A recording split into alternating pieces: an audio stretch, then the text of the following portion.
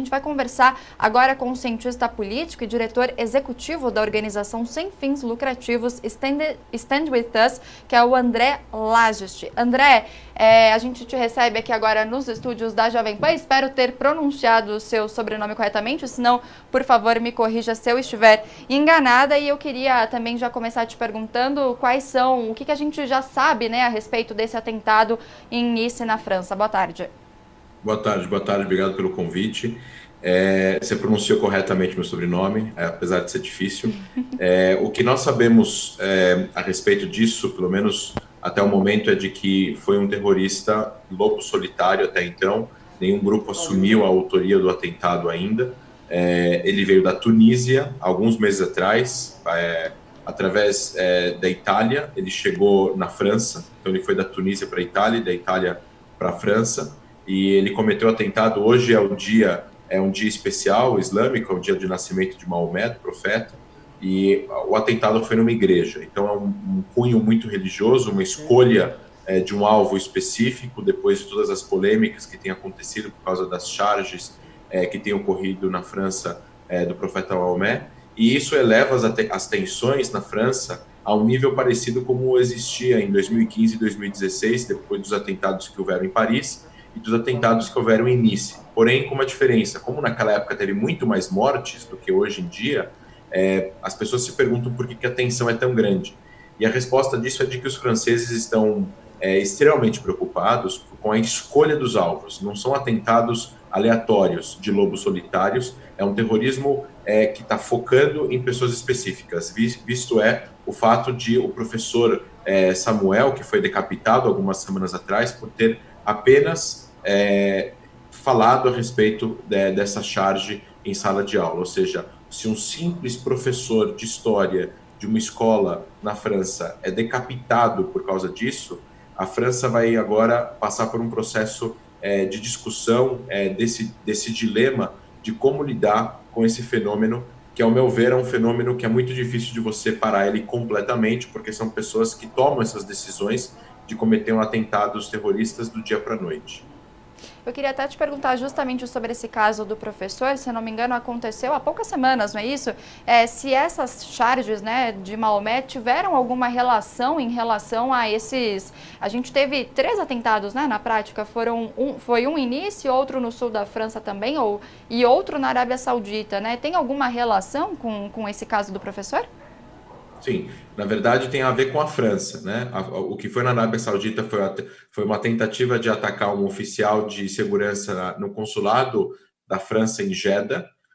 O atentado de hoje na Basílica, né? Ou seja, contra cristãos, contra o cristianismo francês e o cristianismo em geral, dentro de uma basílica importante numa cidade como Nice, que é uma cidade muito importante também, simbólica para os franceses, por causa dos atentados que houveram lá em 2015 e 2016, no caso em 2016, e o professor em si, ele foi escolhido porque ele divulgou a charge em sala de aula para os alunos dele. O contexto da divulgação não é conhecido, mas ele parece que mostrou a charge, mostrando, talvez dando alguma aula a respeito do que tinha acontecido na França com os ataques de no periódico francês Charles Hebdo, mas no final das contas a escolha do alvo é o fenômeno novo. O lobo solitário do Estado Islâmico ou de outros, enviado ou não pelo grupo, normalmente eram alvos em gerais, né? Atentados com grande massa de pessoas que vão ser assassinadas. Aqui foi uma coisa específica, né? Foi um alvo específico. Eles escolheram matar 3 pessoas, essa pessoa escolheu matar 3 pessoas dentro de uma igreja, né? Então é como se fosse um revide religioso, porque ele entende que ele está sendo ferido com essas charges de forma religiosa também. Uhum. E você mesmo comentou no início da nossa conversa que nenhum grupo ainda reivindicou, né, esse atentado, mas a gente sempre vê, pelo menos na imprensa, que o suspeito, ele teria falado algumas palavras como, por exemplo, Deus é grande, né? No caso de hoje, esse suspeito teria pronunciado essa frase diversas vezes.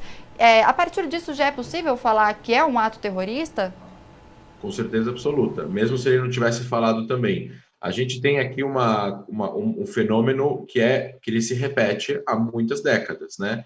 É um terrorismo militante islâmico de pessoas que acabam se radicalizando ou sendo radicalizadas, sozinhas ou através de grupos e pessoas que lideram esses grupos, e através disso essas pessoas cometem atos de terror. O que nós não sabemos ainda é se ele foi financiado e enviado de propósito para cometer esses atentados, ou ele simplesmente tomou essa decisão sozinho para cometer esses atentados. Mas mesmo tanto faz, sendo uma opção ou outra, continua sendo um atentado terrorista, porque o terrorismo, a definição de terrorismo é essa: é atingir civis deliberadamente, intencionalmente, com intenções, por objetivos religiosos, políticos ou ideológicos. Então, isso se trata, com certeza, de um atentado terrorista.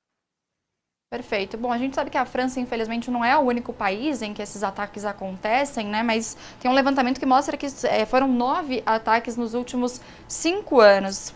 Existe alguma explicação para isso? E você mesmo tinha falado também que é difícil, né, acabar com esse tipo de ataque, mas é possível minimizá-lo? Qual que seria a melhor forma de fazer isso?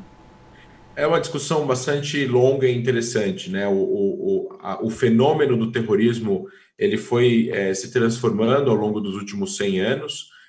Os atentados suicidas que acontecem no Oriente Médio, em Israel, na Europa, nos Estados Unidos, é um fenômeno que tem como as inteligências desses países trabalharem para poder minimizar, porque o atentado terrorista, para ele acontecer, ele tem um processo de escolha de alvo e toda a preparação, então a inteligência de países consegue chegar nessas pessoas antes delas cometerem esses atentados. Claro que uma pessoa que decide do dia para a noite pegar uma faca e ir num lugar e esfaquear essas pessoas, é muito difícil a inteligência encontrar, porque ela pode não dividir essa informação com ninguém. Então tem todo um processo de inteligência junto com o processo de liderança dos clérigos islâmicos, dos países islâmicos e muçulmanos, que pretendem trabalhar para poder mudar essa cultura que existe em algumas pessoas. No caso, o próprio presidente do Egito, o Al-Sisi, em um discurso em 2016 ou 2015, depois dos atentados em Paris, ele disse que o Islã precisava, eles precisavam, como líderes, né, de países islâmicos, entender o fenômeno dessa radicalização. Mais uma vez, isso é importante notar, é uma minoria de pessoas que são radicais e é uma minoria da minoria que tem coragem de cometer atentados. Mas os números, por mais que sejam minoria e minoria da minoria, são muito altos. A gente está falando de 10% de pessoas dentro do mundo islâmico que teria posições radicais. A gente está falando de 150 milhões de pessoas, e 1 ou 2% desses 150 milhões que estariam dispostos a fazer atentados terroristas. Mesmo assim, são 2 milhões de pessoas. Tá certo, a gente conversou agora então com o André Lages, que é diretor da instituição Stand With Us Brasil e também especialista em assuntos sobre Israel e Oriente Médio. André, obrigada pela conversa, pelas explicações. Espero que a gente volte a se falar, mas não por um motivo tão triste assim, né? Obrigada. Sim, também espero. Boa noite, boa tarde a todos.